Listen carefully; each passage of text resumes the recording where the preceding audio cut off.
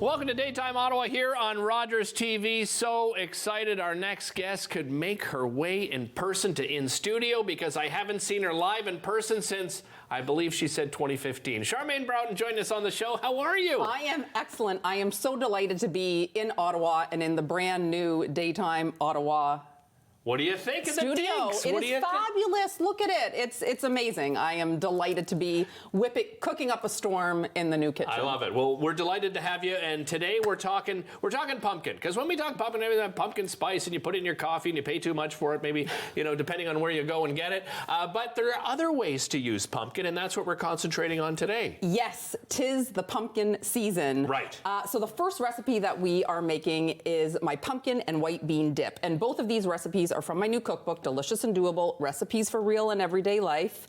And both of these recipes are just that. Yes, they're perfect for fall, right. Perfect for Thanksgiving entertaining, but really they're fantastic all year long. Okay.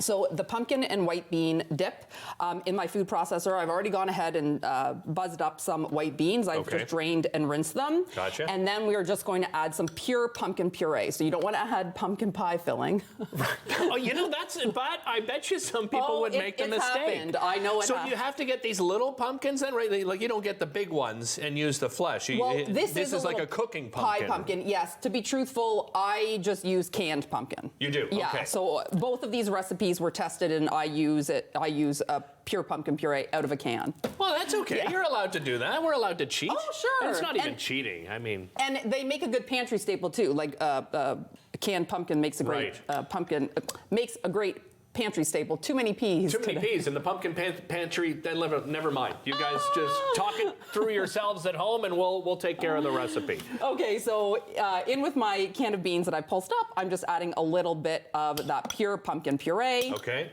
And then we are going to add some tahini as well. So tahini is ground sesame. It's like a sesame paste. Yeah, you'll find that in hummus, right? Yes. Is that one of the main ingredients in hummus? It is and it's kind of bitter.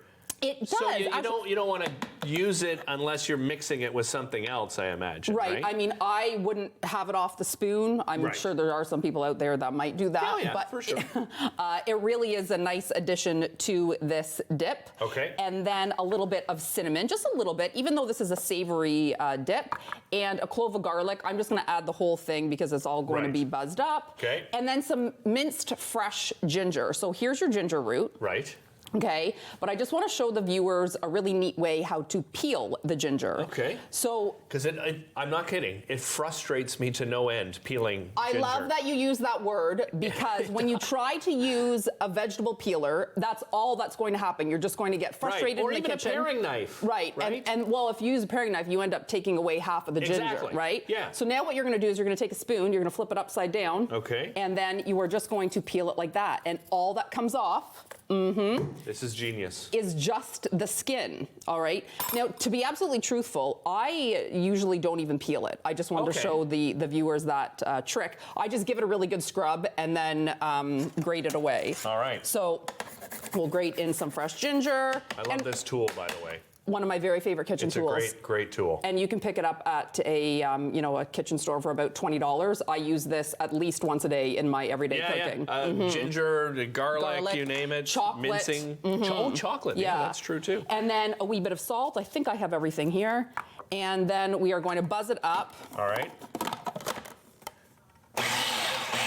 Just like that. This is easy. This is what I like. Totally easy. There's no cooking involved. It's just a matter of assembling. And then we're going to drizzle in some quality olive oil. So we'll pretend that I've done that. Okay. I already have one plated. So I'm going to share two different ways that you can present it to your guests or your family over the Thanksgiving weekend. You can spread it onto a nice white platter like this, garnish it with cranberry seeds and pumpkin seeds and some mixed greens and a drizzle of olive oil, and then have your crackers and veggies off to the side. Yeah. So it's like tapas style. Or you can hollow out a little pie pumpkin. Oh, I like that. And then put the dip in the little pie pumpkin and then put it in the center and then have all your crackers and veggies around it. Genius. So just simple but smart. I like it. Yeah, and it just adds to the autumn flair of this dip. All right, what else have we got? Okay, so now we're going to move on to, this is one of actually my very favorite recipes from a cookbook. This is my curried pumpkin slow cooker stew. I love the slow cooker. It is so delicious. I love the slow cooker too. This is phenomenal. It's vegan. But if you have a vegan in your family, like my husband, don't even tell them that there's no meat, because my husband freaks out when he hears the word vegan. Okay. But it's so hearty and delicious, tons of plant protein. So in our slow cooker, I've got a white onion chopped. I'm going to add 1 sweet potato. I just leave the skin on. Yeah, Wash it really well, too. Yeah. leave the skin on. Absolutely.